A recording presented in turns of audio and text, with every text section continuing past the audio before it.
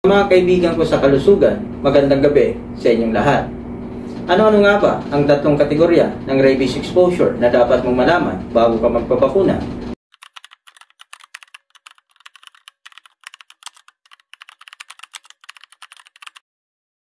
Punta naman tayo sa category 2. Ang category 2, kaibigan, dapat niyo pong tandaan, kung nung category 1, walang gaanong physical exposure, sa category 2, ito po yung may physical contact na or physical exposure na. Anong ibig kong sabihin? Pagpalagay na natin na yung asong pinakain mo, o di kaya yung tutang pinakain mo, nakagat ka ngayon, nakalmot ka ngayon, pero hindi dumugo, namula lamang at nagpasa lamang, category 2 ka na, kaibigan. Ano naman ang ibig sabihin pag category 2? Kailangan nyo pong magpabakuna ng regular na vaccine. Anong ibig kong sabihin? Kasi po, meron tayong tinatawag na special vaccine, kagaya po ng ERIC o di kaya HRIC. Pero pag category 2 ka, ulitin ko, kaibigan, regular lang pong bakuna ang kailangan mo. May pahabol akong pero, kaibigan, ha? Pag kayo po ay nakagat sa ulo, sa leeg, o anumang maselang parte ng katawan, kasama na po yung kamay at saka sa paa, pero hindi dumugo at nagpasa lamang o di kaya namula lamang, promoted ka ngayon, kaibigan, sa category 3. Yung category 3, kaibigan, ito yung grupo na may tinatawag na spontaneous bleeding. Ibig sabihin, pag ikaw ay nakagat at may kasamang pagdurugo o di kaya tuloy-tuloy na pagdurugo, matik po yan, kaibigan, kasama ka na sa grupong ito. Sino-sino pa ang pwede nating makasama?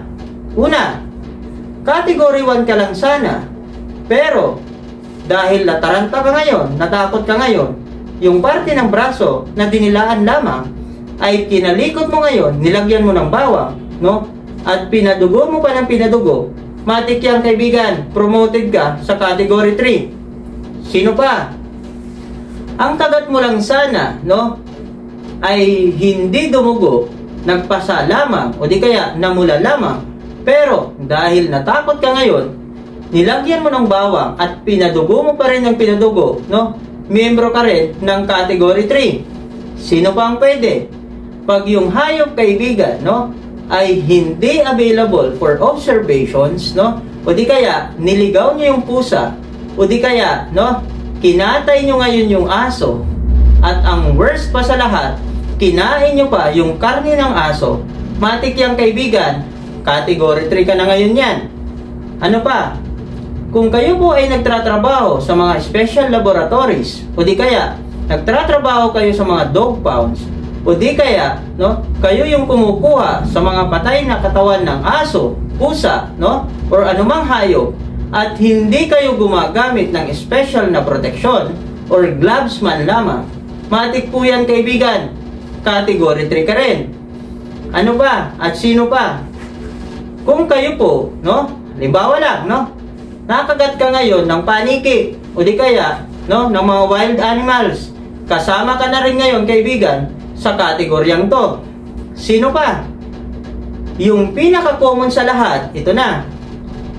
Ang mahal po ng aso mo, kaibigan, o di kaya, mahal na mahal mo yung aso mo o pusa mo, kinarga mo ngayon at hinalik-halikan mo, o di kaya, dinila-dilaan ka ngayon sa pisngi, sa may bandang mata, sa ilong, sa labi, category 3 ka na rin, kaibigan.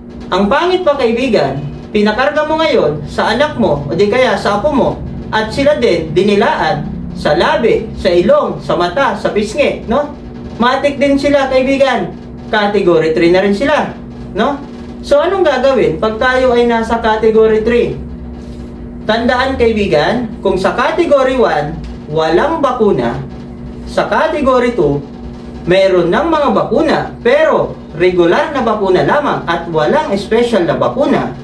Sa category 3, kaibigan, regular na bakuna plus special na bakuna kagaya ng ERIC o di kaya HRIC, Kaibigan, pag medyo minalas-malas ka, ang mahal ho talaga ng HRIC. Kung sa ERIC po, nagkakahalaga ng 5 to 10,000, no? Kasi depende yan sa timbang. Pag kayo po napunta sa H-rig, iiyak ka ngayon kaibigan, halagang 20 to 30,000 yan, no? Kaya ingat kaibigan, huwag nyo pong paduguin yung mga sugat nyo, no? Ngayon kaibigan, hindi ko ginagawa ang video ito para takutin kayo. Isa lang naman ho talaga ang gusto ko, no? Kaibigan, maging safe ka at magpa-bakuna ka na. Kasi tandaan kaibigan, ang rabies ay 100% fatal. Ibig sabihin kaibigan, pag kayo po ay may simptomas na, kahit saan kayo dalhin kaibigan, tiyak ang iyong kamatayan, no? Wala pong magagawa, no? Kung anumang bakuna ibibigay sa iyo pag may simptomas na po kayo ng rabies. Kaya ngayon pa lang kaibigan, magpabakuna ka na. Ano pang iniintay mo? Halika, punta na tayo sa aming mga klinika. Mayroon po tayo sa Dalandanan sa Valenzuela. Hanapin po ang JB Medical Clinic and Animal Bite Center, no? Handa silang tumulong sa inyo. Kung kayo naman po ay mas malapit sa Malanday, sa nasabing lungsod, hanapin nyo rin po ang pangalawa naming branch, JB Medical Clinic and Animal Bite Center, no? Nandun lang din po sila, nag-aantay sa inyo kaibigan.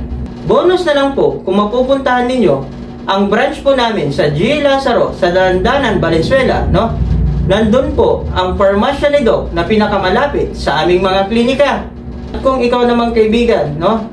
Napagtanto mo na isa ka doon sa dapat bakunahan at natuwa ka kasi meron ka ng bagong kaalaman, sundan nyo po ako, no, sa pamamagitan ng pag-subscribe sa video ito.